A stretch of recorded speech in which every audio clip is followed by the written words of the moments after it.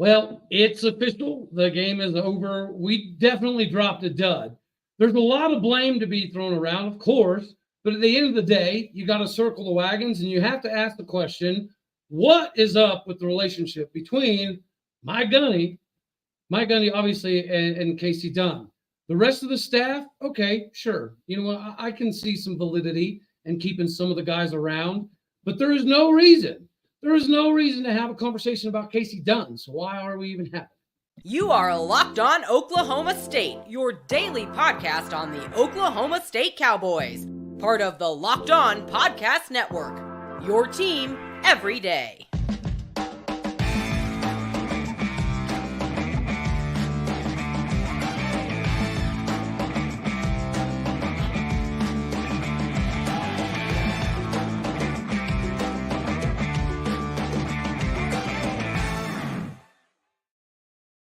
Howdy, y'all, and hello, all. Welcome back to the live Sherman Schnitzel Sunday show.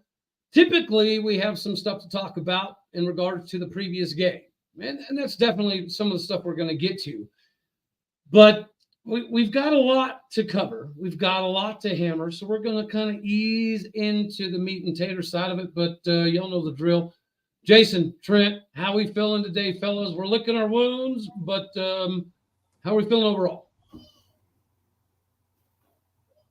Go ahead, Jason. Oh, what a weird football weekend for me. Yeah, that's all I can really say. What a weird football weekend. That's it, huh? Well, guys, we got the loss. Obviously, you know, there's a lot of things that we could talk about in regards to the loss, but if we could just kind of start it off, Jason, what do you think? What do you think was the number one glaring thing that you saw from yesterday? The offensive line is absolutely terrible. It's, in my opinion, it's going to sound like it's an excuse, but in my opinion, it's hard to kind of judge anything else that happened on the offensive side of the ball. They were just so much more physical than us. Couldn't get the run established, which I don't know that we really tried to, even with, especially with Ollie in there. They were so much more physical than us. Our offensive line couldn't stop a cold. It was just strange. I think South Alabama had like 10 or 12 more minutes of possession than we did in the game. And it's hard to put a lot of that on the defense. Now, missed tackles and such early in the game, that hurt. Some of those drops early in the game. I think on that first drive, it was the second drive that we had the drop. Bray had the drop on the crossing route that if he catches it, he turns and scores, and we're up 7-0, and everybody feels great, right? First drive, that was like the fifth or sixth play of the first drive. Yep. Yeah, we go from should have been up 7-0 to had a drop, had to punt it, and the onslaught was on. So it's hard for me to really break down what went on the defensive side Saturday because of the discrepancy in the time of possession and just the inability of the offense to maintain a drive and really get anything put together till late in the game. That defense had to be absolutely exhausted. Yeah, it was rough. Trent, do you have anything to kind of expound upon there off of what we saw yesterday, buddy? No, I think Jason hit the nail on the head, and the offense couldn't get anything going. Best believe the defense was dead tired that whole game. I mean, after the first couple of drives, we couldn't get anything going. Like I said, we had a couple of unfortunate plays where Jaden Bray dropped the ball, and some picks and whatnot. It was tough to watch from an offensive standpoint.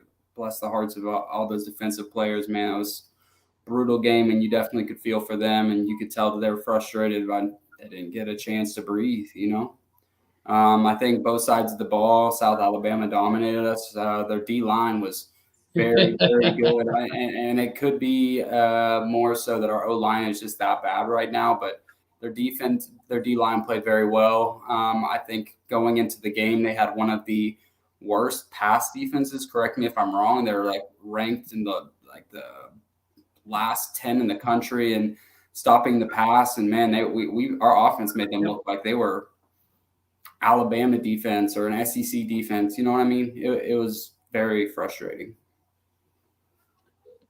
I think Wet hits it here. Guys, that's 3 games in a row that we have got out physical from the very get-go, in the trenches, at the position groups, defense, offense. And it's like if you want to have a conversation about the X's and the O's and the schemes and the things that we messed up and we should have done this with the D-line as opposed to this. So you can talk about all that. But at the end of the day, what you cannot find justification for is the lack of physicality. Like Arizona State on paper, fairly formidable foe. We knew that South Alabama was obviously a fairly formidable foe coming into the game. The coach for South Alabama gave us the daggone blueprint of how to beat them because he said verbatim, the reason we lost to Tulane was because Tulane came out and punched us in the mouth over and over and over, and we didn't know how to fix it until after halftime. Right? So you already knew if you took the same blueprint as Tulane and you just out-physicaled South Alabama out of their own coach's mouths, they didn't have a way to fix it. I do want to say something. Patrick in the comments he's commented quite a bit. Yes, 100%. You should be surprised by that outcome, not the loss, but the nature in which it happened. We all knew Alabama was going to be the most physical team we had played up to this point. We had struggled with Arizona State, and then who did we play in week 1? I don't even remember. Central Arkansas. Yeah, Central Arkansas. We had struggled with the physicality part of the game in the first 2 weeks against a Division II school or FCS, whatever they call them now, and then Arizona State, which might be the worst Division I program in the country right now. So it should be no surprise that we struggled a little bit with the physicality, but to get totally manhandled like that, yeah, that's a little surprising to me. If you'd have said we lost the game 27-24, I might have been able to see that, but 33-7 or whatever the final score was, that was absolutely shocking. Well, to be honest with you guys too, I think if we could have at least scored a touchdown before halftime, I think the outcome of the game could have been a lot different. Heading into half, if we had some momentum like our offense, okay, we had a scoring drive right here. We're starting to click a little bit going into the second half. And I had said it. I'm like, man, if we can just get a touchdown right here, that would be huge going into halftime. And it didn't happen, man. It's just so frustrating, guys. And as fans, we have been very spoiled over the last 10 years with some really, really good offenses. So, like, seeing this is like a dream you're just waiting to wake up from. You know what I mean? Like, I still feel like all day today, I felt weird. Like, the game, it would be one thing, if we lost like a K-State or, someone good, but it's just the way, like Jason said, the way that we lost. It's not even just about losing. It's the way we lost. Yep. Our guys didn't even look like they wanted to be on the field, like from the jump. They just didn't seem like they cared. And that I know. I agree with Dustin down here, though. Central Michigan was a fluke game. This was the worst loss in the Yeah, no, 100%. This has to be the worst loss in the Mike Gundy era. Just the most unexcusable loss. Yeah. And I'm not saying the L. I'm not saying it's the L.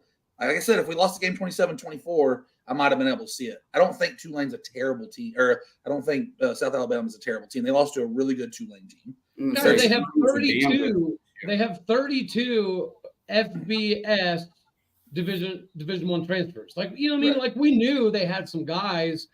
Okay, so Trent, I was going to wait on a few more people to get in here, but you did pose the statement of we didn't even really look like we cared, right?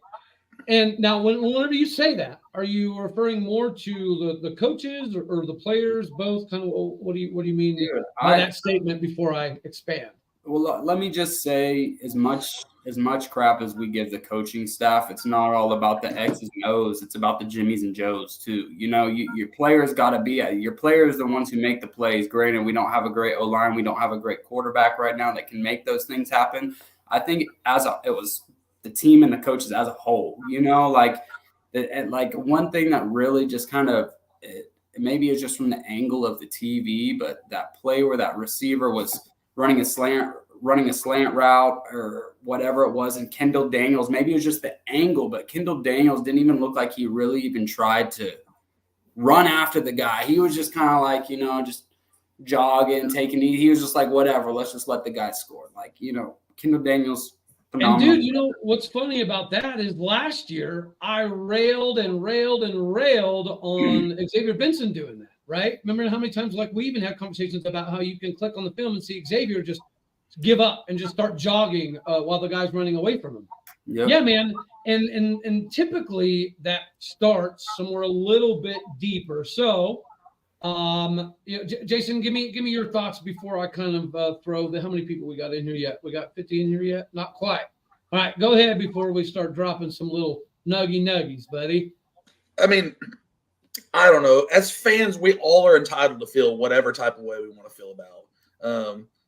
Do I think some fans get a little ridiculous sometimes? 100%. Like it, and I know sports is all, what have you done for me lately? And I understand that. Like, you're paid to do a job, and that job for Mike Gundy is to win ball games. Like, they pay him $7.5 million a year to win ball games. Yeah. My argument is he's done a lot of that, right? Now, it's very hard to defend a guy after an absolutely embarrassing performance like last night.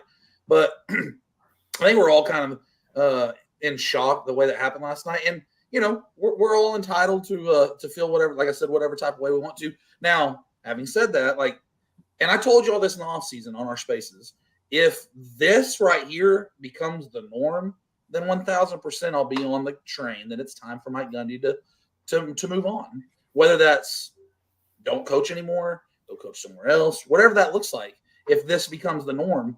But even after Saturday, this is still the exception and not the rule. People in the comments are saying that they're not surprised, blase. This is guys, calm down. We won 12 games season before last. Like, this is not the norm yet. I'm not saying it won't be. This is not the norm yet, though. Like, the sky has not fallen just yet. Now, 3 weeks from now, it might. Who knows? So I'm gonna go off of Dustin's comment here, and obviously, you know, Trent kind of led us into it. When you say the players didn't look super into it, obviously, you know, coaching plays a hand in that as well. What would y'all fellas think if I told you that Gunnar Gundy was the starter Saturday, and then Gunnar Gundy went to Dunn and his dad and refused to start? No, okay, so let's assume that's true. Why would he do that? That's why I posed the question. I'm curious to see what y'all's opinions are, and obviously hammer down people in the comments. What would you guess? Why would you guess that Gunnar Gundy would do that? And he just straight told Dunn and Mike Gundy, I am not starting. Yeah. And they still played him. Yeah, that's my point, man. Why would you reward him? That doesn't make any sense, dude. That makes zero sense. Exactly. It's a wild ride. I don't know. Gunnar I want to say real quick before I get into what I'm going to say, whoever that was, Orange, your comment, it made me laugh. You know, it's not Snitzel, bro. You can just call me Trent or Snitz, but Snitzel thing is just kind of for the show, bro. I think Gunnar, he seems like he maybe wants to get a feel for the defense, like wants to see someone else go out there first and kind of say, because I did think from the performances last week at Arizona State, Gunnar should be the starter coming into. Well, and just by the rotation of what had happened the first two games, it was Gunnar's game to start, right? Yeah, but he seems like, I don't know. He just seems like maybe it's more nerve-wracking for him. I don't know. Yeah. I feel like he definitely seemed like he wanted to he wanted someone else to go out there like Bowman first, and kind of get a feel for the defense before he went in. But yeah, that's kind of surprising to say that he was going to be the starter and for him to go to. Well, and I'll tell you I'll say just like I did back in the wintertime when all that stuff was going down. And I know you have some inside information, Cody. You wouldn't tell me what all these things that you're about to say. I don't know if you got more, or if that was the big one. I got more, but I wanted to see your reaction to that because so for anybody out there, I'm live, right, with a God in the world. I'll bet $1,000 that I guarantee you that's precisely what happened, and it will come out from much more than just me. Oh, no, I believe you. I'll just say what I said. Well, I'm talking to Carson. Carson, you talk a lot, buddy. Put your money where your mouth is. Throw some skin in the game, pimpin', if you don't believe me. I'll just say what I said in the offseason. I was not in those rooms. I don't know the exact conversation that was happened. I don't know what Gunnar said. I don't know what Mike said. I don't know what Casey said.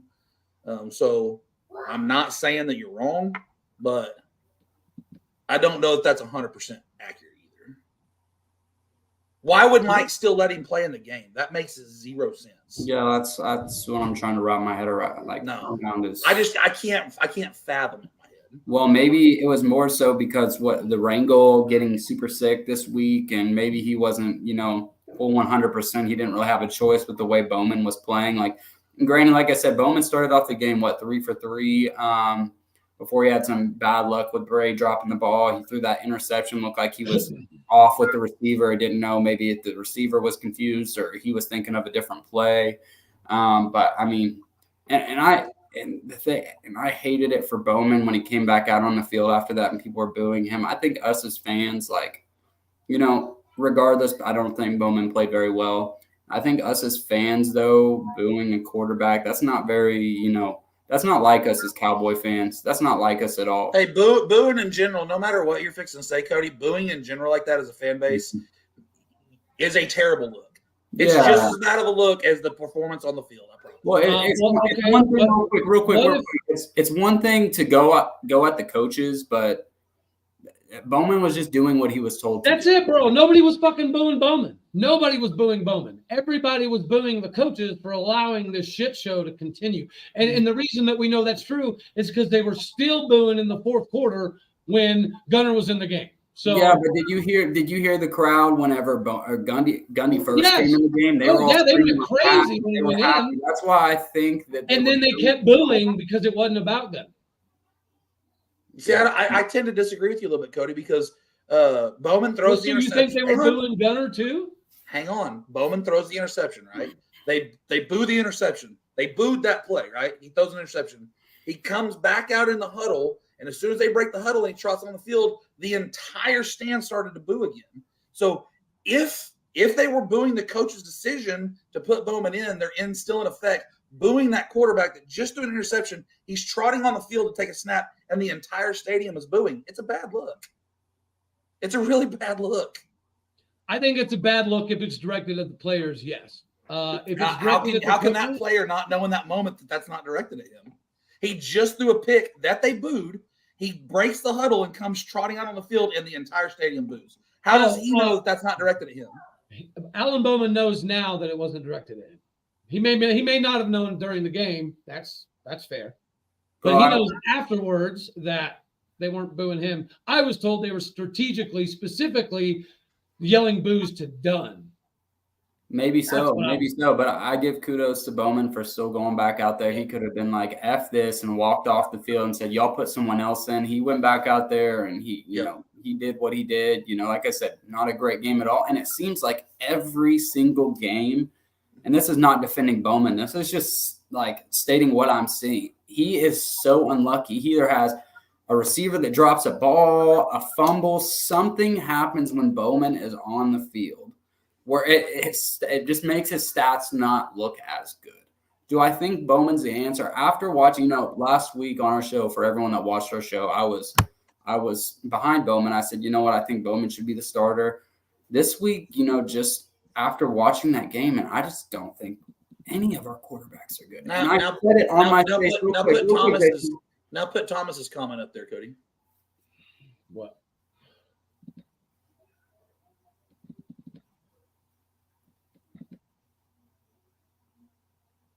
So see? Yeah, I just said it. I'm sure some people were, but I know by and large it wasn't towards Bowman. I get what you're saying, but this is my point. This is my exact point with all the conversations that Casey Dunn had with the receivers, whatever might have happened with Gunner this week. You cannot tell somebody's intent because you weren't there. Some people were booing Bowman and cursing him. Some people were booing Coach Gundy. There's your side, my side, and the truth of the story. That just proved my point. There were people booing Bowman in the stands. There were. Hey, can I? So let me ask you guys this, and I stated it last night. I started a Twitter space last night after the game. I was just kind of letting everybody, say how they felt, because you asked me 5 years ago if this would have happened 5 years ago when I was at OSU and before I went to Oklahoma State, like I would have been cursed and I would have been so mad. I'm just kind of like gotten to that point where I don't let Oklahoma State dictate how I feel anymore, because you never know what to expect from them. You know what I mean? Like I was actually pretty like calm about the situation last night, laid back. So I started up a space, and I just like I let other people go on there and just kind of discuss how they felt, and just to hear what people had to say. And one thing that I said on there that I wanted to ask you guys about too, and Cody, maybe you can give me some more insight on this, but with how bad our quarterbacks have played, why don't we at least let Zane get in the game just to see what he can do? He can play 4 games and still be redshirted.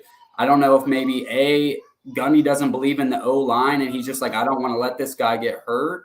I can understand that for not letting him play, but why not just let the kid get in there and see what he can do? There's no way he's any worse than the other 3 guys. You know what I mean? Like, why not let the guy go in there and try to play? We're witnessing, like, that was embarrassing. What we saw, that was absolutely embarrassing.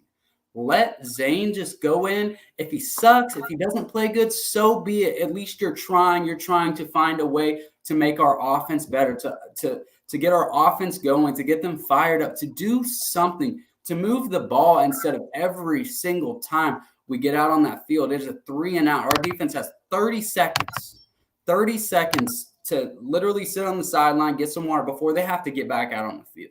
It's ridiculous, dude. It just makes me wonder why. It was the same thing with Spencer, the corn dog gear. And I know Jason was a big advocate of corn dog. Like when everyone was like, let Spencer play, let him play. His mom came on Twitter and even tweeted out, let my boy at least go out there and try. Like, why not let Zane try? Just put him in there for one. Don't you talk? Hey, don't you talk all the time, Trent, about how you can't get out of your head when Gunner came in last year and his hands were shaking like this as a freshman coming into a bad situation? Yes, I understand that. Don't you think Zane might be in the same situation? He's not ready to play. He's not ready to play. He was playing high school football last year, and if I believe 100% that if he was better than these 3 at this point in time right now, he would be playing. But there's so much more that goes into that. Do you want to get a kid do you think is your future killed behind this terrible offensive line? That's why I'm asking. You think Gundy is like, it could be, I agree with you 100%, Jason, about maybe, he's not ready, or maybe the O-line is just that bad, which the O-line is that bad. But to say that there's freshmen that can't come in the game and play, there has been plenty of freshmen over the years at bigger schools who have came into the game and played, and they looked good. So to say that, he's not ready, you don't know that until we put him out there. And if you put him out there, like kind of like a Gunner situation last year at K-State, then yeah, maybe so. You're right, but just let the kid try. Like. Hey Cody, I got to do something real fast. I'm gonna turn my cam off for just a second. I got to adjust something real quick. Be right back. Okay. So I left this comment up. I'd rather have Ollie at quarterback. Ladies and gentlemen, after everything we promised Ollie this offseason, we won't have to worry about him being in a Cowboy uniform next year.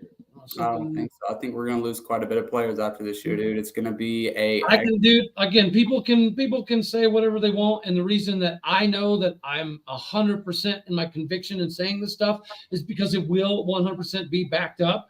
But there is a group of players now at the behest of other people that are viewing the rest of the season as a highlight film for a transfer, as opposed to anything coming productive out of this season.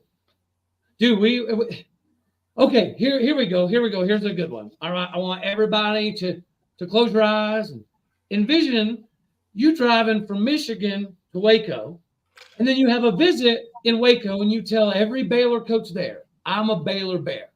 I'm going back up to Michigan to pack my stuff to come move to Waco. And then on the way, you're like, I'm going to stop in Stillwater because why not?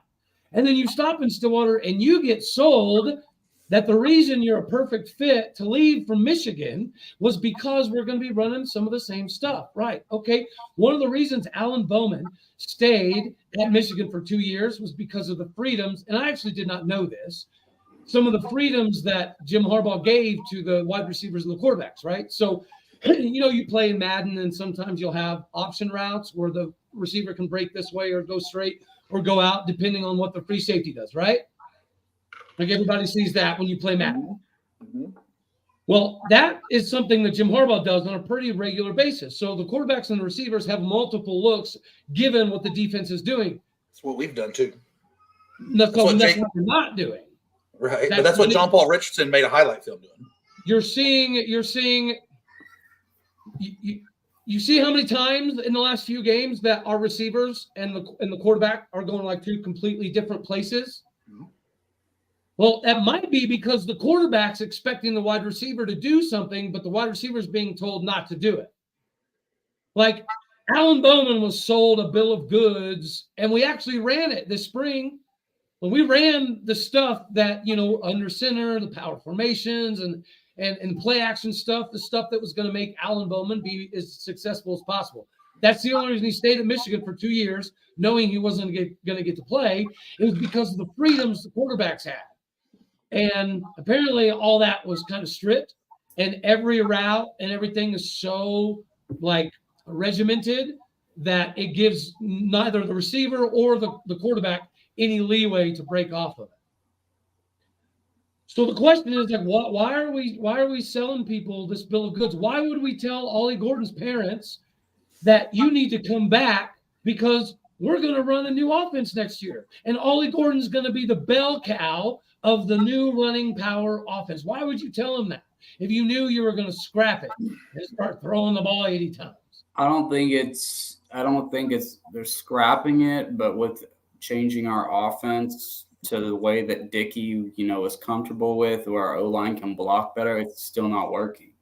And so I feel for Ollie because he's in a bad position. I think the coaches want to give him and Elijah Collins more carries, but the O-line can't block, dude. They can't do anything, dude. And that's what I said. And I sound like a broken record saying it, but it's like, if you cannot block, dude, your plays are very limited. If you can't block and you can't give a quarterback longer than a second or two to get rid of the ball, there's no way you're going to be able to run it down someone's throat. Like, granted, last week, I don't know what happened at halftime, but we came out in the second half and we're just running the ball down Arizona State's throat.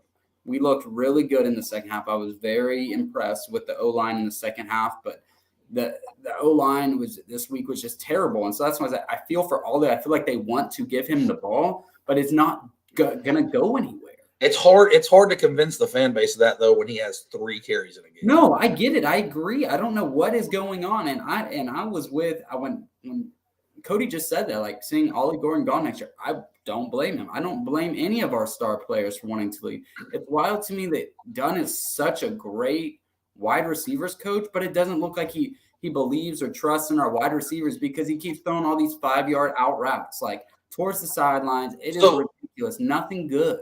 I got a question for Cody. I got a question for Cody. What would stop that mass exodus? Is it Casey Dunn being gone? Is it Dickey being gone? Is it Mike Gundy being gone? What would stop those players from leaving?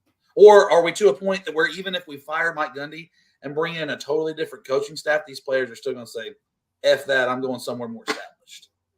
It's not more established. They just, from what I've gathered, is they were sold a bill of goods. And then you had some people that were being advised by third-party companies, and I'm talking like spreadsheets of why you shouldn't go back to Oklahoma State, right? And some of our former players that left had some of these spreadsheets and stuff too.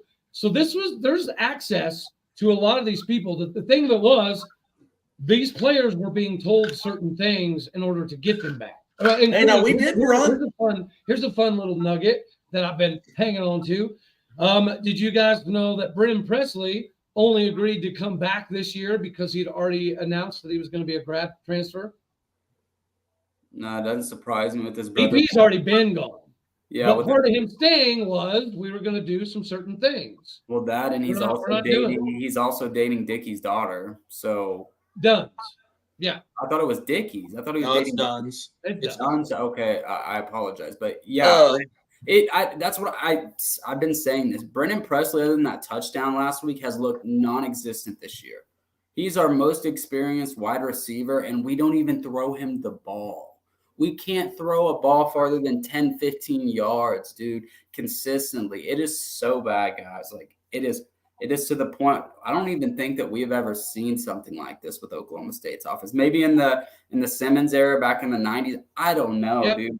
We were good. We were good in 97. We were good in 97. Yeah, but we weren't so hot in 96 and 98. You're right. You're right. There's so many questions lingering around our offense, and like, granted, I feel bad for Nardo because, like I said, his players are out there, so we can't really get a real feel for Nardo when his players are on the field 80% of the time. But I think The missed tackles are the biggest issue. Yeah, for sure. The missed tackles. But one thing I'll say before I stop ranting, I'll let you guys get on to your next tidbit, is I think Mike Gundy kind of fooled us all this year. Maybe it wasn't even just Gundy, but like, after the schedules came out with how easy our schedule was and heading into the season, but Gundy just seems so nonchalant about this year heading into it. Like, and when Gundy's just like chilling, laid back, he doesn't seem like he has any concerns. That makes us feel better as fans. Would you feel better about Mike Gundy in this season, the way it's gone, if he broke his headset after every possession? Would it make you feel better? I think if he was dog cussing players coming off, would that make you feel any better about it? I think more so it's more of like, if you came into the year and like, yeah, we have a lot of question marks. I'm really like, as of right now, I can't tell. If he was more honest about the situation, I could be like, okay, like he hinted at this here and there, but Gundy is so bad about saying anything. He doesn't let anybody know anything. He only puts out what he wants to be out. Yeah, not unlike any other coach in America. No. Dude, there are plenty of coaches that come out and say, like we've been talking about, Holgerson came out and said, we're going to be the worst team in the Well, even the stuff with Cale Gundy and OU, because OU gives so many people access, that story broke within hours. That would never happen in Stillwater, bro. You're telling me that if Casey Dunn's fired, we wouldn't know it in an hour? Yes, we would. Yeah, we'd fucking know it, but we wouldn't know why. And he wouldn't be fired. That's the point. Hang on. So you're telling me with all this inside knowledge, we'd never know about it. You're telling me all this inside knowledge you have, you wouldn't know why Casey Dunn was fired in an hour? Well, I mean, I'm sure. Tidbits. How do you think that the Gundy stuff came out? How do you think that the Gundy stuff came out, man? Hank, you're a clown. Hold on. What do you mean? What do you mean? How the Gundy stuff came out? What do you mean? How do you think that got out? That got out first by somebody putting that information out to somebody just like you. And OU did come out and confirm it, yes. But that information got out before the sports animal broke. I knew that happened before the sports animal broke it. Before anybody in media was talking about it, people already knew that Cale Gundy had been fired and why he was fired. That's it was all over social media.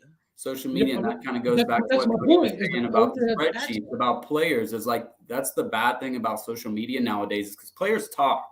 Right. There are plenty of players, and like I said, I know I've had Jeremy Smith on a space, and he talked great things about Gundy, and I'm sure he really liked Gundy, but there are plenty of players who had a lot of negative to say about Mike Gundy, and that they talk.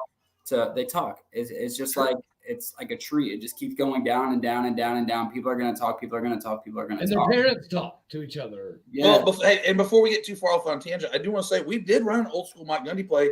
It's the play that I mentioned to Tatum Bell when he came on our show. Remember what I talked to Tatum Bell about? We fake it to the tailback and then pitch it out, reverse pitch it out. That's what we scored the touchdown on. That was old school, circa 2002 Mike Gundy. I don't know why we're not doing more of it though. The best play of the game. That was the best play of the game. Oh yeah. All right, so let me give you another nugget, and this will kind of grow its own legs, I'm sure. What would you guys think if during the summer, Mike Gundy went to Casey Dunn and said, "Hey man, we really need you to just be the OC, focus on OC. Let us either promote Trayson or hire another wide receivers coach from outside the building." What would you guys think if Casey Dunn told Mike Gundy, "Hell no, I'm not doing that, and you're not bringing somebody else in"? I already thought. And then Gundy say, "Okay." I already thought Trayson Wallace was pretty much the wide receiver coach anyway. We tried. Yeah, well, with as bad as an OC is done is, he only needs to focus on being an OC, right? But that's not the bigger question. The bigger question to me is, and help me out, Jason, since when does an offensive coordinator get to tell a head coach what he is and isn't going to do? Well, he shouldn't, but if Gundy went to him and said, "This is what I'm doing," and Gundy and Casey refused, then he should have been fired. If Mike said, "Hey, this is what I'm thinking about doing. What do you think?" and he gave his opinion and said, "I don't think it's a good idea. I would rather stay I'd rather keep the wide receiver room and call plays. If it was approached that in that direction, then maybe Mike Gundy said, okay, then you can continue to do that. But if Mike came to him and said, listen, Casey, we're moving in this direction and Trayson will be the new wide receivers coach, and then Dunn said, no, okay, it's happening. Like, to me, that kind of feels like maybe that's the way that situation went. Yeah, well, and my question, and like I said, I'll put this, I'll go ahead and throw this fun little nugget out there. What would you guys think about the idea that Dunn has something over Gundy? I don't think he has 14 anything. years, No, he has anything over Gundy. I just think they're friends. That's the problem. It's Gundy. Jason said it on the space last night. No disrespect to you, Jason, but it really kind of grinded my gears about how you said, you said Gundy. These coaches have families, and Gundy said that after last year is 100%. Like they have families, but this is a business. This is Division I college football, and for you to say, right, Dan I don't want to talk about firing this guy or this guy, or I don't want to fire this guy because they have families and they have to provide. Get out of here with that. Get out of here with that. That is okay. This is all. Hang on. This is all I'm on the rebuttal. You have ever heard in my life. Hang on. You can spit for as long as you want to about this situation. This is all I'm going to say. I sure hope that if whatever profession you work in, your bosses put more forethought into firing you when you have a job selling whatever you sell to provide for your family than what most of you people. Casey Dunn has had a couple of bad, he's had a bad stretch here. But I hope that more forethought goes in from CEOs and companies to high-level employees than just, fuck you, you're gone. No. That is a terrible mentality, man. That's the thing. No. That's the thing. Dunn could go back to being a wide receivers coach. He is a phenomenal wide receivers coach. But he's had, 3 years now to run the offense and nothing. And we've got that will never happen. You don't get demoted. You move on. You will not take a demotion. Well, then that's his problem. We're not. Yeah, but again, it goes back to if I suck at my job, then I expect to be fired. I have to go out and find a new job. I have to provide for my family. I'll go find another job. If I suck at what I do and I get paid that much money. But to take that much money equation out of it, because you make what you make to do your job, they make what they make to do their job. Somebody working at McDonald's probably thinks you make too much to do whatever you do too. So take that out of the equation, because that doesn't matter how much they get paid. They can get paid $10 million. They can get paid $100,000. That shouldn't matter. If you're going to be pissed off they're not doing their job, what they make shouldn't be in the equation. What I'm saying is Mike Gundy has known Casey Dunn for probably 30 years. Like, not personally, but probably known of Casey Dunn. That's why he brought him in, right? He has been very like their families hang out together and stuff. Like, this is not just your boss. I know you moved up to Iowa for your work. I don't know where your corporate office is. It's totally different than whoever the CEO of XYZ company that Trent Snitz works for that is in New York City or whatever. He has no idea who you are. He doesn't know you from Adam. Mike Gundy probably helped raise Casey Dunn's kids. Like, he probably remembers them when they were knee-high to a grasshoppers. It's a different dynamic. It's not just as easy as, I'm going to fire you. Hey, I have to slide in here real quick. We're starting to get quite a few people in here. For anybody that thinks what I'm saying is not accurate, please do yourself and Oklahoma State University a favor and turn me in. If you think what I'm saying is not true, go ahead and do your job as an Oklahoma State fan and turn me into SID. That would be Gavin and Sean, and you feel free to do so. That's. I just have to kind of put that fun little tidbit. Man, all y'all hating on Cody in the comments, you're crazy. Cody's been spot on about a lot of things Oklahoma State ever since I've known the guy. Buddy, I've been told all morning that if I come out with some of this stuff, that I'm gonna get thrown to the wolves. I get it. I'm okay with it. But the only reason I'm willing to say it is because I know for 100% certainty it will be backed when some of these people are no longer at Oklahoma State or in college. But okay, you might be right. They may come out and say it, but that's what I've. You're going to hear some of it sooner, buddy. I'm not the only one talking about Gunner denying play. That's the only hang-up I've ever had. I know we've had many of one-on-one conversations. We've talked on the phone. We've talked in person. Like, we've had a little bit of a friendship and relationship going on almost a year now, right? And I send you some of the download stuff, and you still question me. No. I don't question the information. I've never questioned the information. I have no doubt that XYZ players' parents call you and talk to you. I know because I've seen the text messages. I know. What I question is the 100% validity of some of the stories they're telling you. That's all I've ever said. No, that's all I've ever said. Just like I told you, if it comes from one person, it's probably crap, right? If it comes from two people, okay, maybe there's something there. But when it comes from 3 or 4 different people, that's when, to me, I'm like, okay, I need to start asking questions, right? And everything that I put out last summer ended up being validated. Not everything. Not everything. Oh, what was not? Not everything, because I talked to Barry Trammell on Friday after our homecoming parade. I live in Blanchard, Oklahoma. Barry Trammell just happened to be in Brahms in Blanchard, Oklahoma. You know who Barry Trammell is? Yeah. Talked to him for at length. And not everything that you said about the Spencer Sanders situation was confirmed. Some of it that was denied by Barry Trammell. What was denied? I'm curious. Because Spencer's going to be on a podcast after he leaves Ole Miss. What's that? Spencer's going to be on a podcast after he leaves Ole Miss. And again, like I said, I've never questioned that you have been told certain things by players and players' parents. I've always questioned the validity of it. There is one, in my opinion, from who I heard it from, Barry Trammell, it did happen that Spencer Sanders promised the coaches that he would play in the bowl game.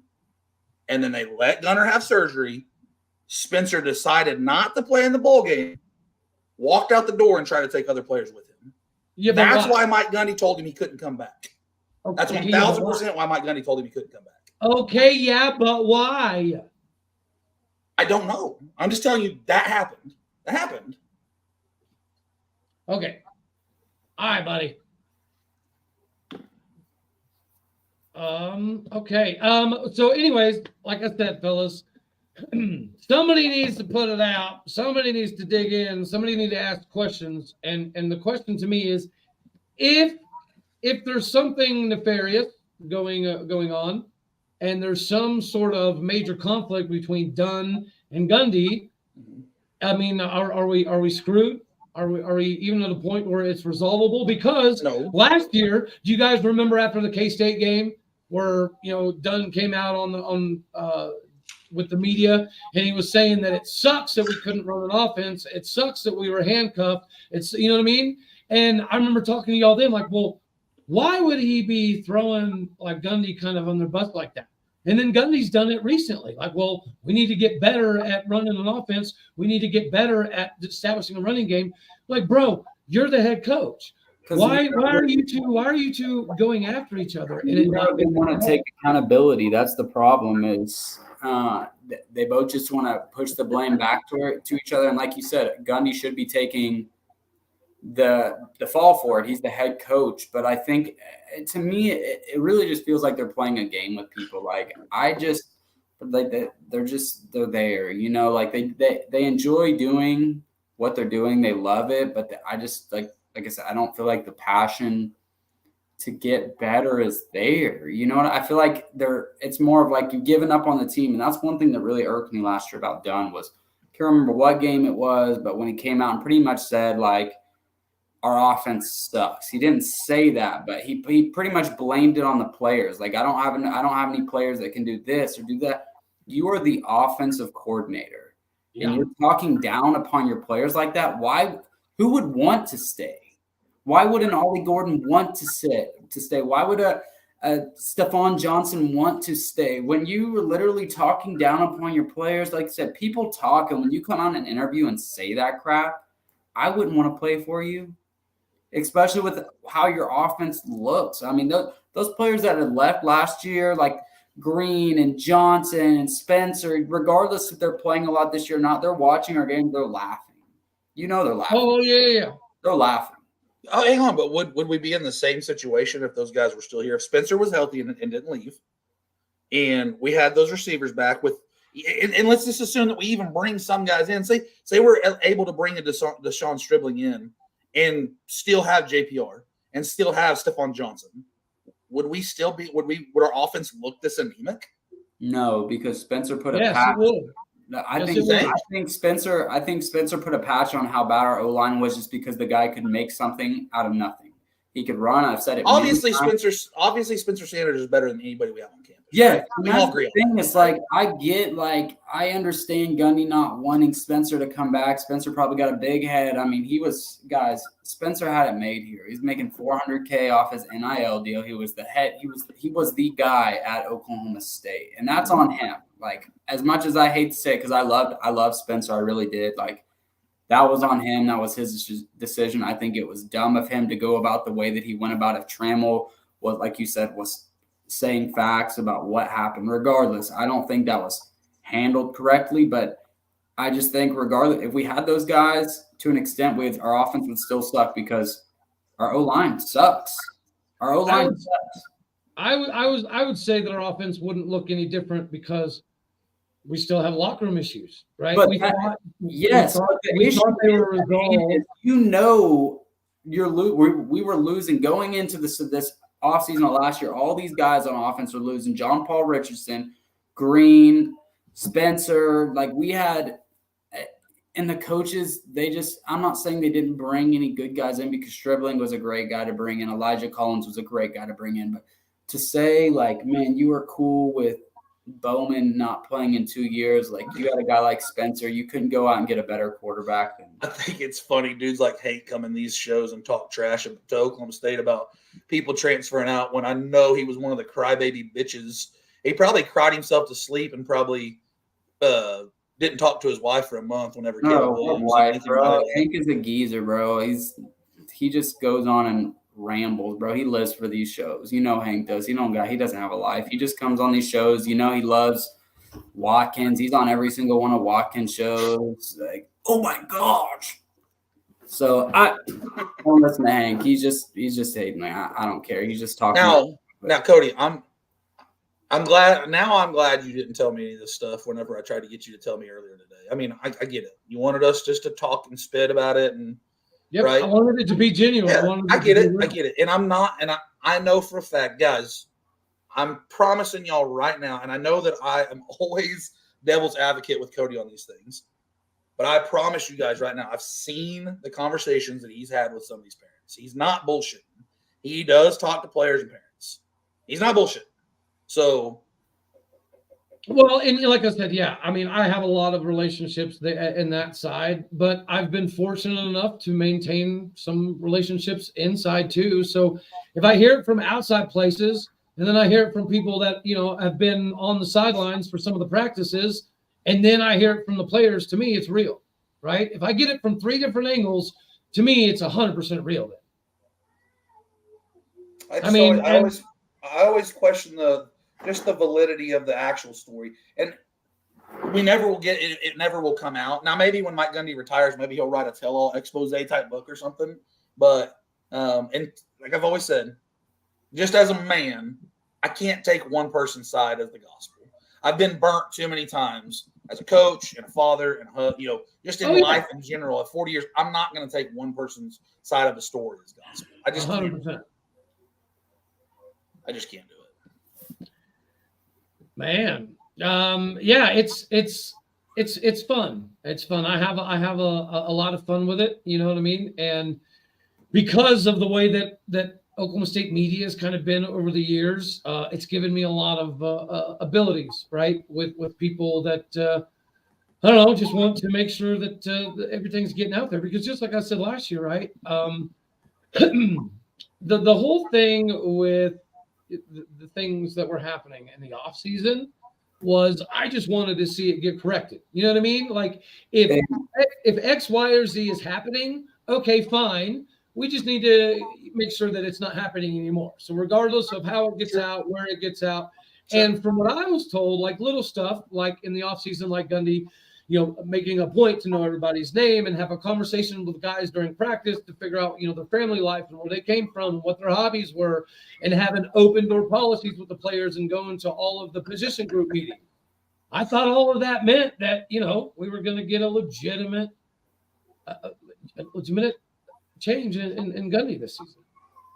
Hey, put up that dude's comment real quick. Put up that dude's comment real quick. The Rob or whoever it was said Cody was sitting on his Oh yeah, tower.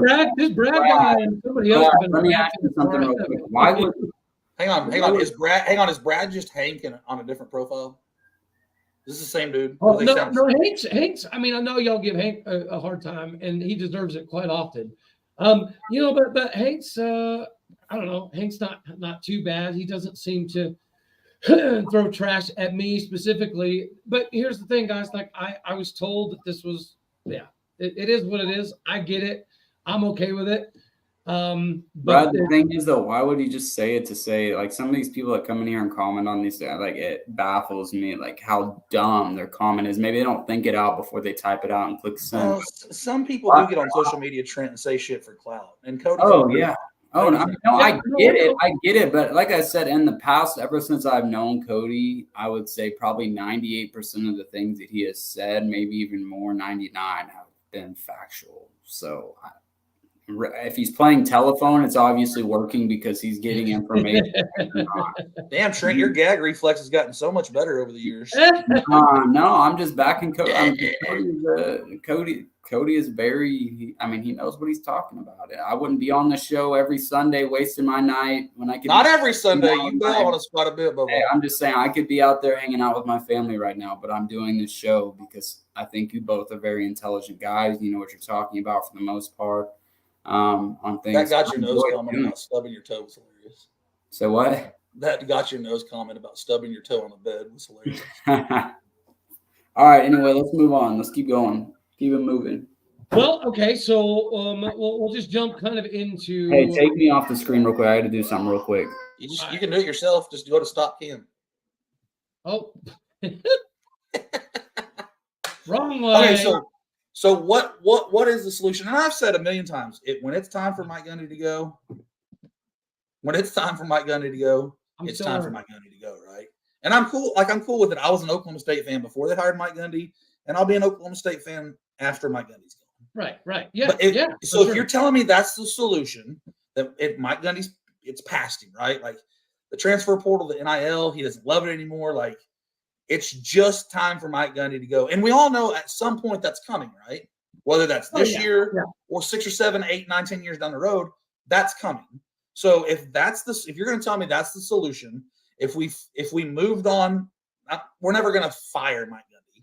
But at the end of the season, if we move on from Mike Gundy and go in a different direction, right? And you're telling me that we can get back to winning 10, 11, 12 games on a consistent basis, back to putting ourselves in positions to compete for conference championships, and hell, even just be able to compete and score some touchdowns in a game. Like, if that's the problem, if that's the issue, and we go get a guy like, hell, who knows, XYZ, Todd Monken. Todd Monken. I've been saying Todd Monken for years. Hang on, say Todd Monken has a damn brain aneurysm and decides he wants to leave the NFL and come back to Stillwater to be the head coach, and we can have the same success Gundy's had or even better in a decade period, I'd be on board for that. I mean, I don't think Todd. I believe Todd's a little bit older than Gundy. I could be wrong, but I think Todd could come in and give us a solid 5, 6, 7, 8 years. I think Todd. He has come out and said before he would. The only two colleges he would coach at are 1, Oklahoma State, 2, Georgia. I think if we came to him. If Gundy, like you said, Gundy is not going to get fired. And that's the reality of what it is, guys. For all the fans, everyone saying fire Gundy, we would have to pay Mike Gundy $28 million to buy him out. Oklahoma State is not going to do that. So either Gundy, and we all know Gundy just doesn't seem like he's just there anymore, like he cares. Gundy's cashing checks every year. He is the 14th highest paid coach in the country right now. He makes more money. I looked it up. Someone said it on our space right now or last night, and it had me thinking about it. I'm like, no way. I think it was Matt Rando, or however you say his last name, but he makes more money than Jim Harbaugh at Michigan. He makes more money than, gosh, I have the list on my phone. I can tell you, but it's like, everybody always brings Jim Harbaugh up, right? But what in the world has Jim Harbaugh won? Hey, He's won He's won the conference. He's made it to the playoffs. Like, granted, Michigan is Michigan. They have a bigger brand. Sure. I understand that. Like, Sure. I understand that. But, like, if Michigan isn't paying that guy more than Gundy or what Gundy is making, and he's done more than Gundy, and the little time he's been there, gotten to the playoff, whatnot, and he's not making that much money, there's a problem. There's a problem. Why is Gundy making this much money? He's never taken us to the college football playoff. I feel like that's everybody. I feel like that's everybody's gripe, right? Like Gundy makes this, Dunn makes this. We couldn't pay. Oh gosh, dang it! I'm going to Ohio State. What's his name? Jim Knowles. Jim Knowles. God dang. Couldn't pay Jim Knowles to keep him here. Blah blah blah. Like it's always about the money situation with our fan base, and I don't understand that. Like Trent, I don't know. Say you made $150,000 a year. Some dude that works at Arby's might think that's way too much money for somebody that does what Trent does to make a year and not be any better at his job than he is. Like the money part has no equation to me. And if you're either good at your job or you're not, you make $10 a year or $10 million a year. It doesn't make shit.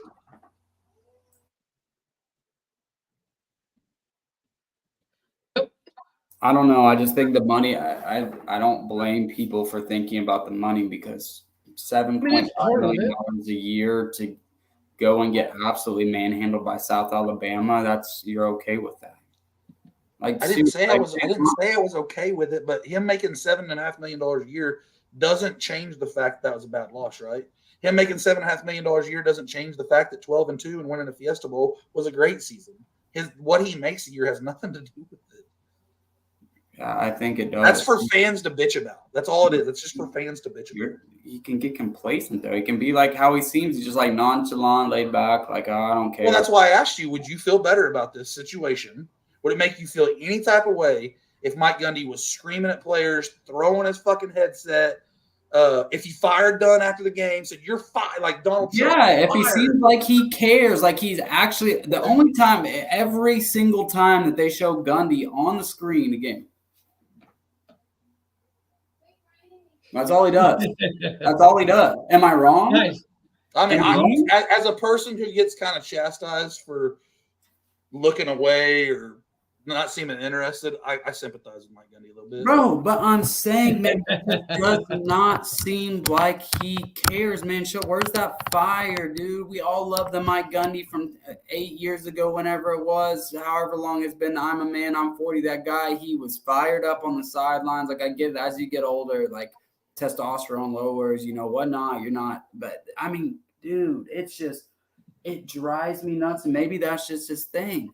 And it'd be one thing if not all these players were coming out talking negative about him, how he doesn't have relationships with his players, this or that. But the more that stuff comes out, the more what I'm saying is right. Like, dude, he just doesn't care. He doesn't. Hey, this comment from Orange is 1,000% correct.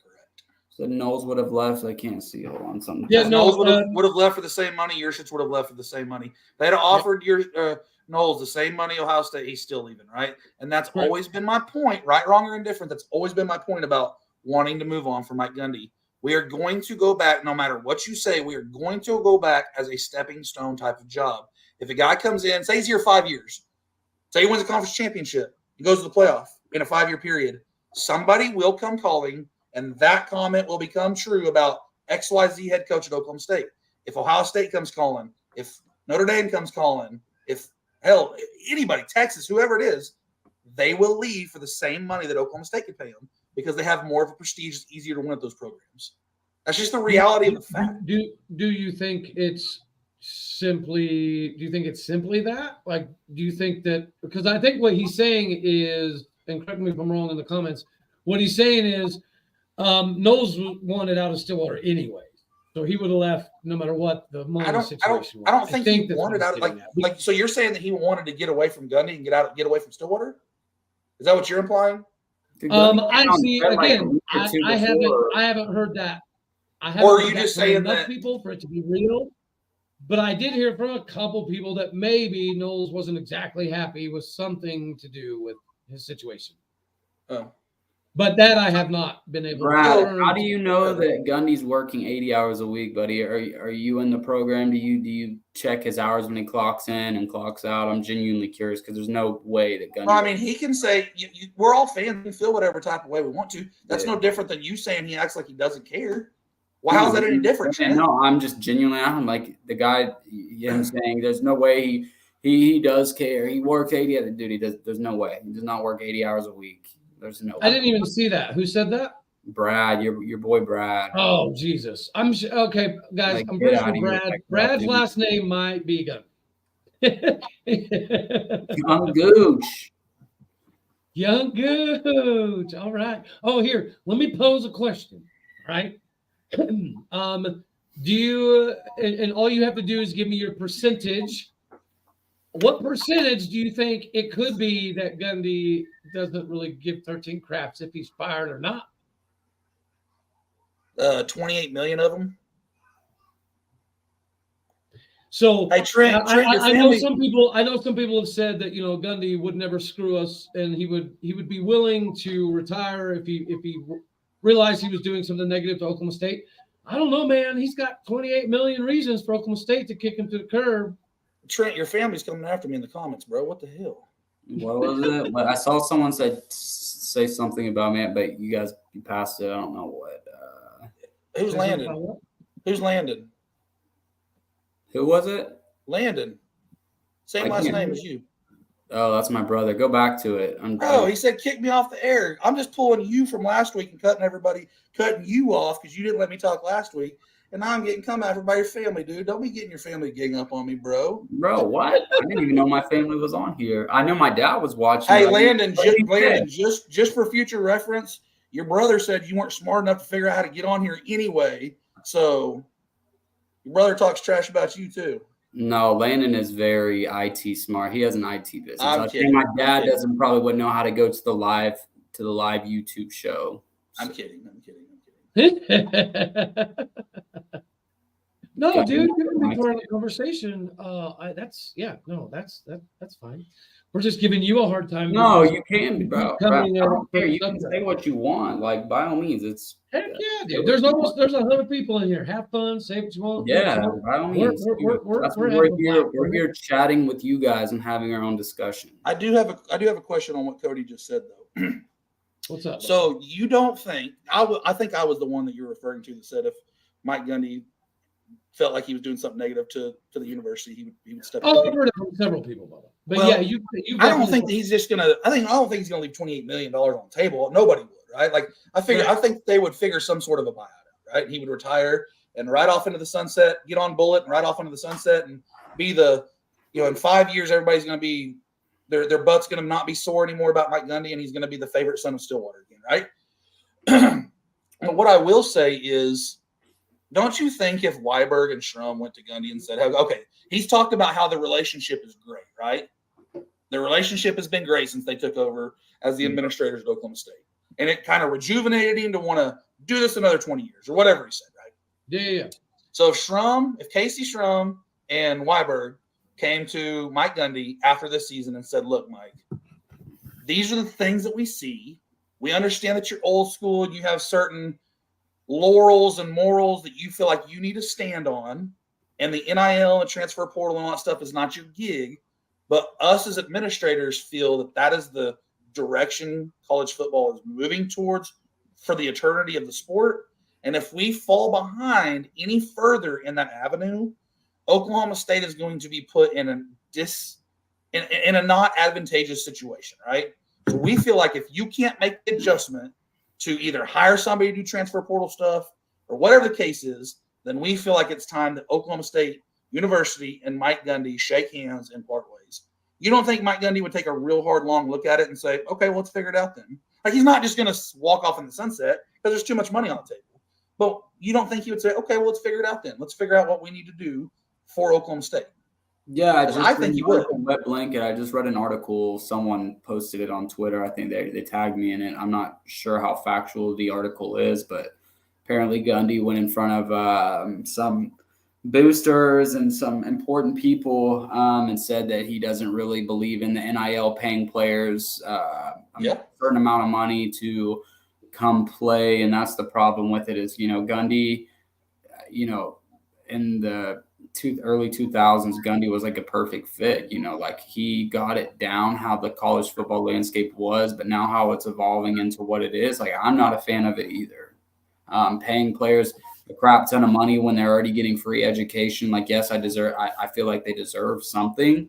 Do I think that they deserve millions of dollars? No, especially if they haven't even, some high school players are getting this before they even play one snap of college football. It's absurd, but that's just how college football is nowadays. It sucks. You may not agree with it, but that's just what it's becoming. So it's like you have to adapt or leave. You know what I mean? Do something else. Like, it's just how a lot of people don't agree with what college football is becoming. But it is what it is. We can't stop it. It's just it is what it is. You know what I mean? You have to adapt to it, and whether you like it or not, you have to do it. Yeah, and I'm not disagreeing. Jason, your question was, basically, don't you think that Gundy would be willing to step aside if Weiberg came to him and said, hey, man, things aren't looking great, right? Mm-hmm. I would tell you that I'm pretty confident that conversation already happened. Not for him to step aside and move on. There's no chance that happened. Zero. I'll just dude. Zero chance. He's currently on a 5-year contract, right? Say that again. Gundy's currently on a 5-year contract, correct? A revolving 5-year deal, yeah? Every year it renews for 5 years. Yes. Mm-hmm. Right. Yeah. Watch, and you'll see what happens to that contract after this year. Okay, well, just enlighten us real quick. It'll change. In what aspect? Well, it's not going to be a 5-year revolving anymore. Why would Mike Gundy ever He will be a 1-year deal. A 1-year deal? Mike Gundy's contract is going to be a 1-year deal. Then he's gone. Then that's Why? Then that is a guy that's been here 2 decades, and they're going to give him a 1-year deal? Are you serious? Like, Mike Gundy should not accept that. That's a slap in the face to Mike Gundy. He would never accept that. What? Never. A 1-year deal? Why would that be a slap in the face to Gundy? He's been here 20 fucking years. Yeah, but he's also the guy if he's your guy, if he's your guy, right, and you want to give him a contract, you don't give your 2-decade head coach a 1-year deal. That's asinine, dude. That's never going to happen. Okay. That's the craziest thing I've ever heard you say. I'm not. I mean, his contract, regardless, it does need to change. I mean, at the way the season is going, we're going to lose more than 5 games for sure. I don't even know if I can count on one hand how many more games we're going to win. To be honest with you, I live 20 minutes from Jack Trice Stadium, and I'm not even sure if I want to go to the game against Iowa State next Saturday anymore, because after watching yesterday's performance, I'm like, dude, I don't even know if we can win that game. And Iowa State is bad this year. No, Connor, I'm saying that something needs to be done. And what Cody's saying, whether it's a 1-year deal, whether it's something, because regardless, unless Gundy's just like, you know what, I'm going to do what's best for the program, and I'm just going to step down because college football has passed me by. I don't like the way the new college football is. Mm-hmm. We're stuck with Gundy. Guys, we're stuck with Gundy. It may suck. You may love it. You may hate it, but we are stuck with Gundy. And so I think something needs to be done to his contract, whether it's a 1-year deal, whether it's something, because if you're going to, and I know Jason just said, take the numbers out of it, but if you're going to continue to be paid $7.5 million, like, come on. That's awesome. Hey, everybody can stop commenting because I'm just going to leave this one up. This is that's funny. That's awesome. It's too good. Yeah, no, what I was saying is, like, I've been told from a couple people that there was a meeting that already happened with Weiberg and Gundy, and there was some sort of tentative agreement that if he didn't win a certain amount of games, that he would be moved to like a 1-year style deal. Now, is that 8 games, 6 games, 7 games? That seems to be debatable. I don't know what the number was. I really don't. I think if it's to that point, though, right? If you've gotten to the point to where that's an option, like whatever the game, make a bowl game, go 6-6 or whatever, make a bowl game or whatever the bar that was set. if we're to that point right now, then maybe it is time just to cut the ties. So we're all pissed off that Mike Gundy isn't making the decision to fire Dunn and get rid of. Right. Isn't it Weiberg's responsibility to get rid of Mike Gundy if he doesn't think he's the choice too? Yes. So I don't hear and I don't hear any backlash towards Weiberg or Schrum. All you guys say fire Gundy. You've been saying fire Gundy. Well, who's supposed to fire Gundy? Chad Weiberg. Well, hold on. Who said Gundy needed fire? No, I'm just talking about in the comments. Oh, okay, right? Like, okay. all these people are fire Gundy, fire Gundy, fire Gundy. It's his fault. He should have fired Dunn. He should have fired Dickey. Blah blah. Yeah. That's true. That's true. That's apparent. But if you want to fire Mike Gundy, then whose job is that? And that's Chad Weiberg's. So in the same breath, Weiberg hasn't done his job the same way you're saying Mike Gundy hasn't done his job. Oh, Right. people, since yesterday, people have been coming at Chad Weiberg's throat on Twitter anyway. I don't keep up with Facebook that much, but I know on Twitter a bunch of people have been tagging Weiberg saying, like, dude, what if you're not going to do something about this? What was the point of you getting this job? So I don't. And OT, that is not true. There are clauses in every contract that allow certain things to be renegotiated. Yeah, but you're gonna have to fire him for cause, though. You can't just fire him. No, for performance. correct. He's gonna have to do you're gonna have to say, all right, well, we still feel some type of way about the OAN shirt from 4 years ago. You're fired. Right. Like, Yeah. Mike Gundy hasn't done anything to get fired for cause. I guess they could pull a Mel Tucker and somebody in the athletic department could say, Gundy grabbed my boob, and they'll fire him. I mean, they could do that. Yeah. No, you're 100% right, man. And who really at the end of the day knows? But let me throw another thing out there. What if do you guys remember like the NFT stuff that was NIL and NFT stuff that was coming out, right? Y'all remember all that? Say that again. I'm sorry. Do you remember when the NFTs, the Oklahoma State NFTs were coming out? Oh yeah, the artwork stuff. Yeah. Yeah. And you guys ever heard about the trading cards that are like they're going to be like Fleer, like baseball cards, like Topps? Yeah, I know. They're like Pokemon cards for adults. Yeah, but they're OSU football I players. think they're booming right now. Apparently, I haven't gotten into it, but I know plenty of people who collect those things, and some are worth a crap ton of money. Well, what if I were to tell you that the individual who decided to front all of that, the donor that put all of that up for Oklahoma State, maybe threatened to not do all that NIL NFT stuff if Gundy was not given at least an X amount of more time? You say Gundy was not given an X amount of money from it? No, X amount of longer time. Like basically there was donors that said, we will not help with NIL if Gundy goes anywhere last year. That's their prerogative to say that too. No, I know that, but I'm just saying, like, there's people that are like, well, that'll never happen. It could never happen. And Gundy will never go and this and that and the other. And you might be right, but it's not because of Weiberg. It's because of the money that does come with the clout that Gundy brings. Gundy's got buddies, y'all. And Gundy's got buddies that have bukus of dollar bills. You don't have no friends in this Twitter space, apparently, or this live show, apparently. Well, guys, I'm and Jason, that's why I think it's very intriguing that we have you on the show, because you have been in the Gundy can almost do no wrong camp for the most part. Haven't said. And I've been in the if things are continue like this in the locker room, we need to get rid of them in 2025, right? That's been my stance. Like, give them another year or two, but if it's the same crap, get rid of them. And then Trent's always kind of been in the middle. So that's why I thought it would be a good idea for you guys to save your live reactions for, it being 100%. My question to the boosters would be, if T-Boone Pickens was still here, would Mike Gundy still have a job? Would he? Because that Oklahoma State has makes T-Boone Pickens money. T-Boone Pickens could out.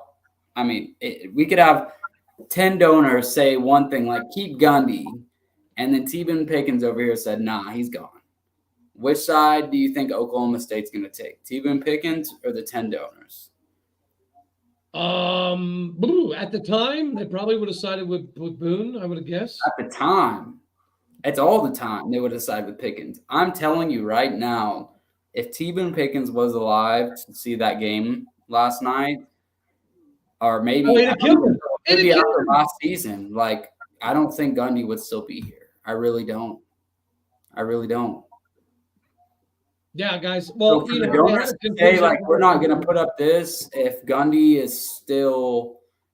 isn't the coach, I mean, so be it. You know what? Like, I'm to the point where I just want what's best for Oklahoma State, regardless. You know, I hate to lose. I love to win. I mean, if you're okay with what is happening with the program, then so be it. You know what? You're the ones putting up the most money, so be it. But I don't think as a whole, like them saying that is really helping our program. Do I think I'm just kind of on the fence about the Gundy thing, guys. You both have in the past made great points about Gundy should be fired or no, we need to give Gundy more time. Like I see views from both sides that I like. I do. I'm just saying, I really do not think if T-Boone was here still, Gundy would still be the head football coach of Oklahoma State. I don't think so. I agree. I really do. Because the biggest issue that we have in as this pertains to recruiting, and like we've all talked about this before, is these high school coaches that travel, you know, and go to the 7-on-7 tournaments and play against each other all over the country. They talk to each other, right? And so you've got people like Robert Jones of Dell City that was at Tyler, right? And he never sent any Cowboys our way. And now we've got Rashawn Woods at the same high school. So that's back-to-back Cowboys running the same high school. And they ain't sending us anybody. What does that tell you? What does that tell you? Yeah. So our own alums don't send their athletes to Stillwater often, and I'm finding that concerning.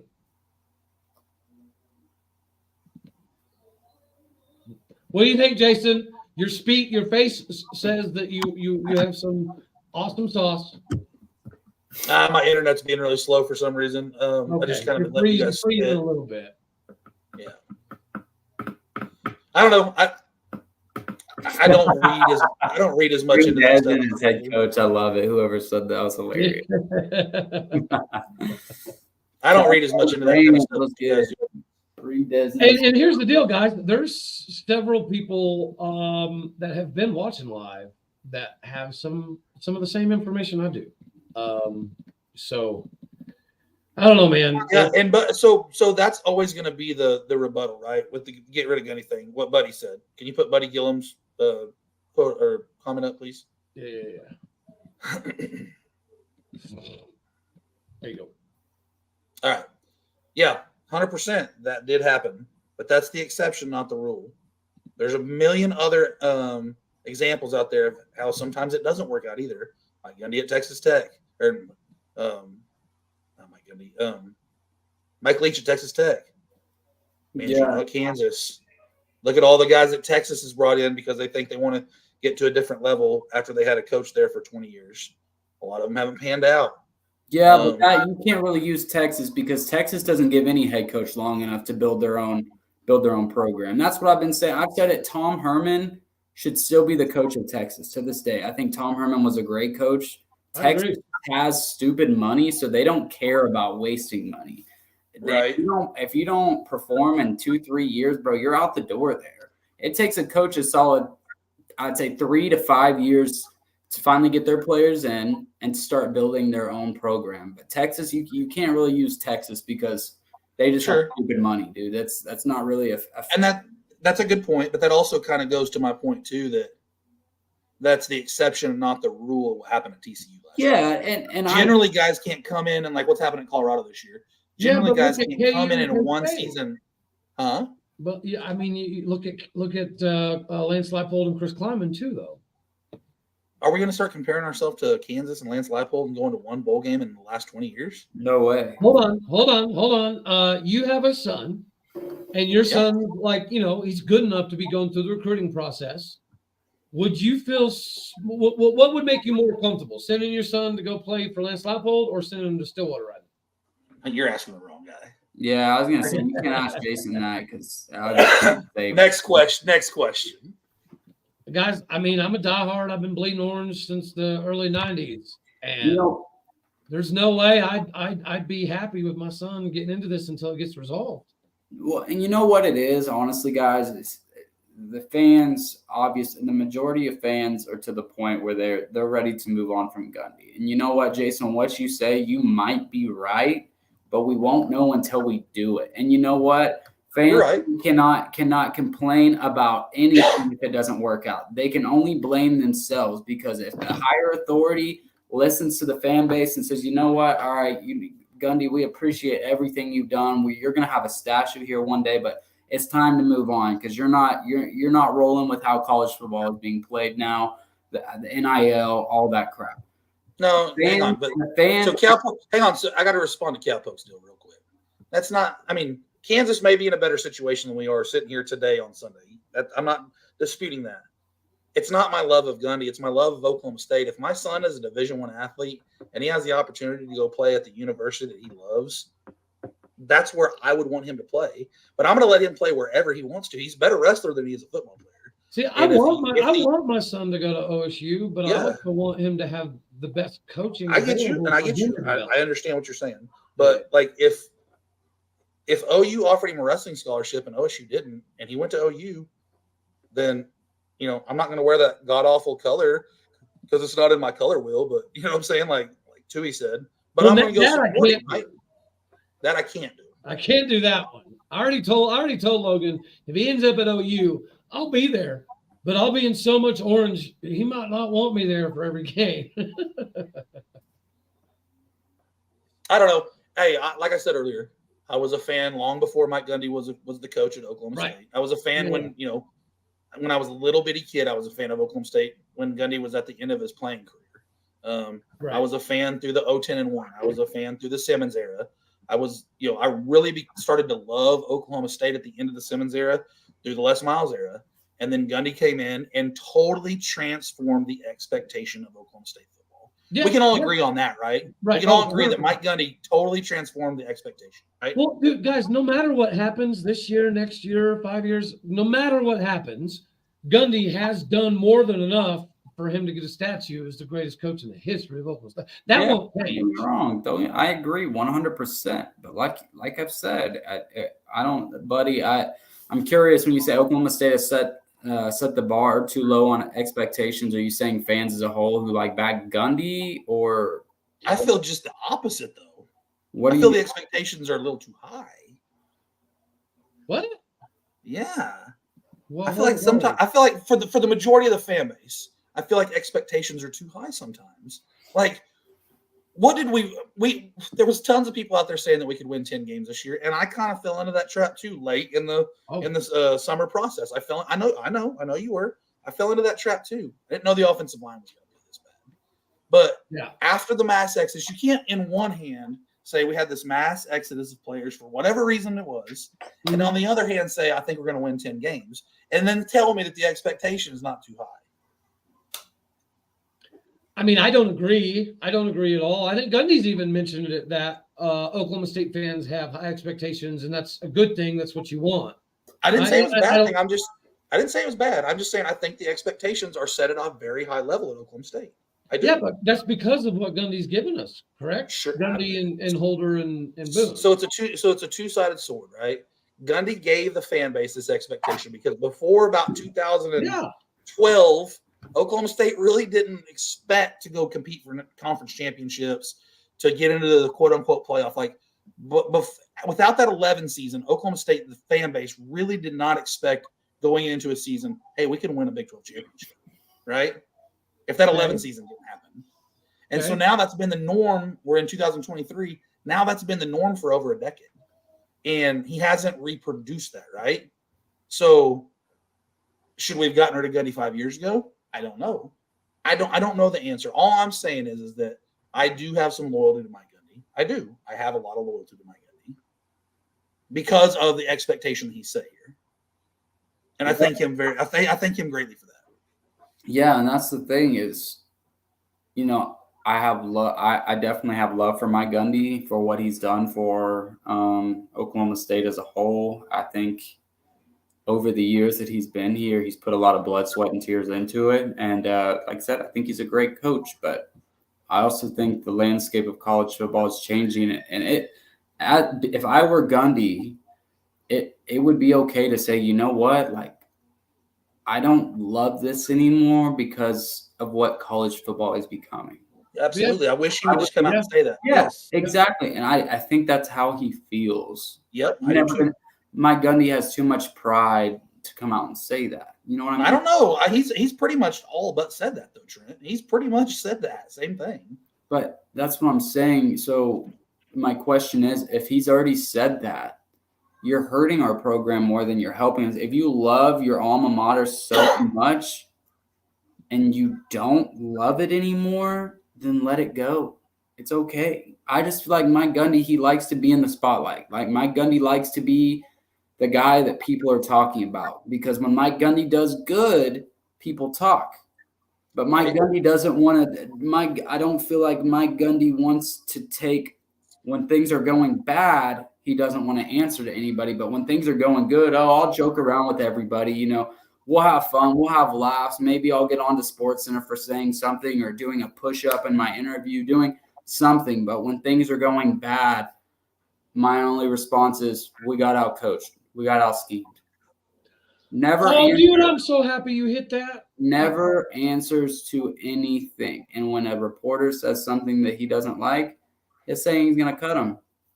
Like, that's what I'm saying. It's like, you can't have it one way. If you want to be the head coach, it has to go both ways. You can't only be cool whenever you're winning, you're doing something right.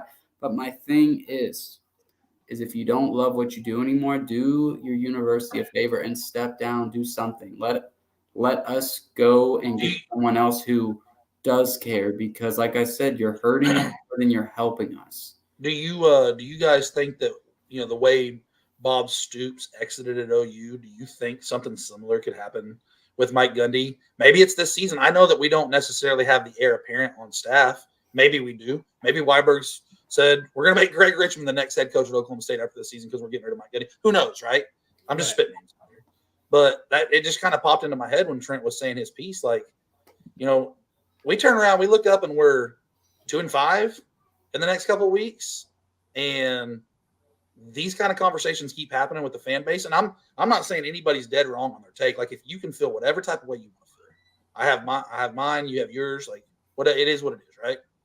But it wouldn't surprise me if, just breaking news on freaking Sports Animal, like the Bob Stoops thing happened a few years ago, like Mike Gundy is stepping down as the head coach at Oklahoma State University. Like, that would not surprise me. It wouldn't. And it would be sad. It would be really, really sad for me. Yeah, it definitely would be sad. I mean, we can all sit here and complain about Gundy and say this and that, but when that day finally does come where Gundy's like, you know what? We could, like you said, we could go 2-10 this year. If Gundy after the season was like, hey, you know what? Just randomly comes out and says, hey, I'm retiring. It would shock a lot of people. Maybe even some of those people that are complaining about Gundy now would go back on what they said, down the line, if this were 12 weeks ahead, football season was over, whatever, and they could go back to this time like, oh, I should have never said that. Maybe so, but like I said, we won't know what Oklahoma State can be until that happens, until we can get another coach in here and just see. And like I said, it's no knock on Gundy, Jason. I know you like Gundy. I like Gundy too. I get frustrated with him all the time. Yes, I do. I do not think that all of this blame should. I think it should be on Gundy, but the other coaches need to own up to it as well, instead of just putting all the blame on the players. Like done is done. It's just sad, because I think 5 years ago, if you would have asked me if we're going to be in this predicament where we have a season where, we probably last year, I do think we could have been a conference contender if all those injuries didn't happen. We were through week 7. So what? We were through week 7. Yeah, that's what I'm saying. And then it just kind of all spirals and goes downhill. And you can tell Gundy's demeanor changed after that Texas game for sure last year. And then we come into this year, all the talk in the offseason has been, we're changing our offense that more fits Dickey, so we're going to be more of a run-first team. We get into the season, first couple games, people are talking about it, but no one's really forcing the issue because we're winning. And in college football, all that matters is we're winning. But then we get into a week 3 where we play this team from the Sun Belt called South Alabama. And granted, I had friends in some of my group chats that I'm in tell me they didn't even know there was a South Alabama. And granted, they're not like hardcore college football fans like we are, but I was going to say, just because somebody's an idiot and doesn't know South yeah, Alabama, no, that's what I'm saying. But it's doesn't like, mean anything. and then we go in. No, it doesn't. But nationally, that's what people will say. Yes, and then we go into this game and we don't just lose. We get manhandled by this team that, we probably, I don't care. And nothing against South Alabama, nothing against them. I think they're a phenomenal team, but I don't think in any year Oklahoma State should ever lose to a South Alabama. I don't care how good they are. We should not be losing to South Alabama. Yeah, and buddy, you're right. TCU was willing to take that risk, but TCU, and I talked about this on a space before, TCU was in a kind of a weird spot where they would win 11 or 12 games and compete for, go to the Big 12 championship game and then bust off 2, 4-8, 5-7 type seasons. Like up until yesterday, Oklahoma State hadn't really gotten to that point to where we feel like we can have a losing season, right? We haven't had a losing season since 2005.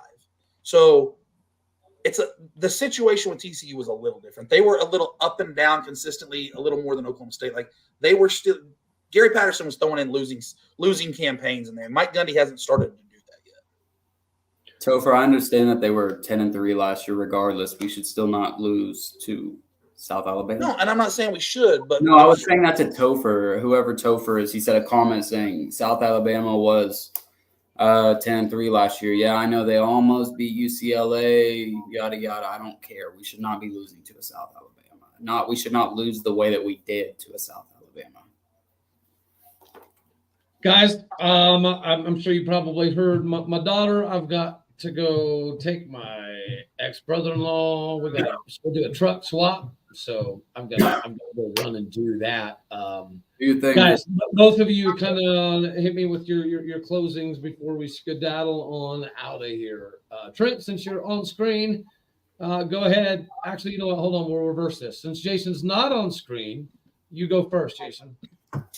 I just hope that whatever turns out this season, right? I just hope that people remember where we came from, where we've been, and where we might be headed to. So, again, you can feel any type of way you want to about the program, about Mike Gundy. People on in these chats have said that my loyalty is to Mike Gundy. It's absolutely not true. Do I have loyalty to Mike Gundy? Yes. My loyalty 100% is to Oklahoma State University and the betterment of the football program in general. And I've said it many times, if it becomes apparent that it's time for Mike Gundy to step away, I will say so. And it's not there, in my opinion, yet, but it's getting pretty close. So if this is it for Mike Gundy, if we do revert back and have a really bad season this year, maybe even next year, and this is the beginning of the end for Mike Gundy, let's just all remember what Mike Gundy's done for Oklahoma State before we trash the dog shit out of him. So I don't think anybody should ever trash Mike Gundy, regardless, if he has a losing season or 2 losing seasons before he steps down. I mean, people can make a knack about how Mike Gundy even was what his demeanor is and how he handles the press and whatnot. But overall, I think everybody should be very thankful. Every Oklahoma State fan should be very thankful for Mike Gundy and for what he has done for the program. But also, I think fans are concerned, like they understand where Oklahoma State football came from, and they're worried that we're heading that direction, is back to where we came from, like where we were back before, Gundy or Les Miles came into town, like how bad Oklahoma State was. And so to go on to what Jason said, I agree with Jason. I don't have any ill will towards Mike Gundy. Yes, he drives me nuts sometimes. Accountability and this and that, and how I think he loves to be talked about when he's winning, but hates to be called out when he's losing. I'm just gonna go back on my statement, like I said earlier, and say, we're never really going to know what Oklahoma State can be like without Mike Gundy until that time comes. It's going to be bittersweet, but I think with the athletic village Oklahoma State is going to be getting in the next 6 to 10 years, I think it's all going to be set up for future coaches, whether, Oklahoma State is a stepping stone or not. I think Oklahoma State, with all the resources that we have, can be a very, very good football program moving forward past Mike Gundy. But I do think Mike Gundy laid a solid foundation of what we can expect from Oklahoma State. We can get to that bar. We've been so close to getting to that, to the playoffs and getting into a national championship. Like, we've been that close. So I think it's apparent that we can get to where we want to go under good direction and a coach that has the fire in his heart to do so. So that's really all. Hey, Cody, one question before we get off here. Is this Logan Sneakers that's commenting? Is that Logan that I'm thinking of from our spaces? No, but Logan Okay. You're thinking of did comment earlier a couple times. That's what I was thinking. I was kind of going back to the comments, but okay, that's what I was thinking. Yeah. Well, fellas, I will close this out with the same way I'm going to probably open tomorrow's show, and that is after Kansas State last season. What did Mike Gundy come out and say in his press conference? We got out-coached, we got outplayed, we got out-hustled.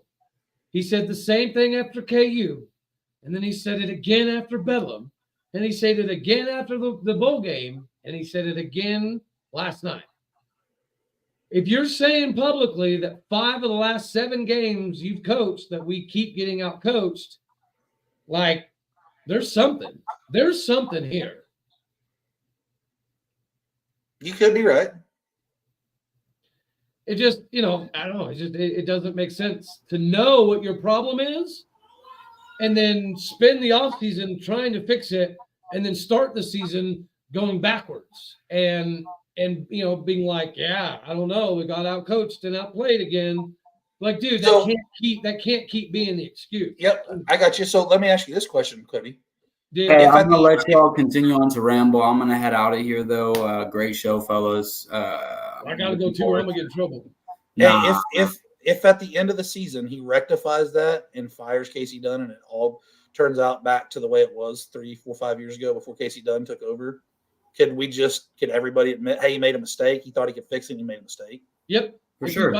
Yes. But that's the thing is, guys, if this was the NFL, I know it's not, but if it was, that heads would be rolling and the head coach would have to fire somebody, like, even if it's just to save face. And we're not getting that. And we're not going to get it. And that's a bigger concern for me. Appreciate you, buddy. Yes, sir. All righty, brother. I greatly appreciate your time. Everybody, it's been real. It's been fun. Feel free to holler at me and reach out to me on Twitter, DMs, all that fun jazz. Other than that, love y'all. God bless. Go Pokes. And I'll see y'all all tomorrow. Later, taters. Appreciate you, Jason. Peace. Later, y'all. Peace.